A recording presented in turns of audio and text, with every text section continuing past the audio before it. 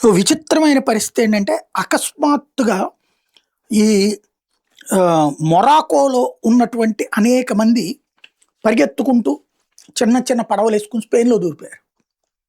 వాళ్ళని ఆపే ప్రయత్నం చేస్తుంటే సైన్యాన్ని తోసుకుని బోర్డర్ సెక్యూరిటీ ఫోర్స్ని తోసుకుని దేశంలోకి ఎంటర్ అయిపోయారు. అలా వచ్చిన వాళ్ళు చొరబాటుదారు మామూలుగా అయితే కాల్చి చంపారు. కానీ వేలాది మందిగా వచ్చారు. దాదాపు 5-10 వేల మంది రోజుకు వచ్చేస్తున్నారు.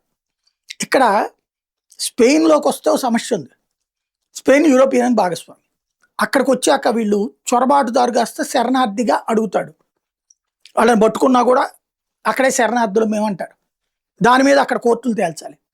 ఈలోపు వీళ్ళని కాల్చి చంపే ధైర్యం చేయట్లేదు. యూరోపియన్ యూనియన్లో భాగస్వామి కాబట్టి కాలిస్తే యూరోపియన్ యూనియన్ ఒప్పుకోదు, స్పెయిన్ మీద చర్యలు తీసుకుంటుంది. కాబట్టి కాల్చకపోతే వాళ్ళు చొరబడుతున్నారు. చొరబడిన వాళ్ళని అంగీకరించి ఆ తర్వాత మిగతా యూరోప్ దేశాలకి డిస్ట్రిబ్యూట్ చేయాలి.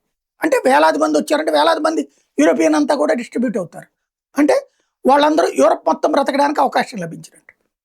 ఇది ఇప్పుడు యూరోప్కి కొత్తగా అతిపెద్ద భారం అన్నటువంటి ఎలన్ మాస్క్ లాంటి వాడు తేల్చి చెప్తున్నాడు. ఇది మీరు చూసి చూడనట్టు వదిలేస్తే ప్రమాదం అని. కానీ వీళ్ళకి ఏం చేయాలో అర్థం కావట్లేదు. కాల్చి చంపితే ప్రజల్ని కాల్చి చంపినట్టు అవుతుంది. కాల్చకపోతేనేమో దేశంలోకి వచ్చేసి దర్జాగా ఉంటామంటున్నారు.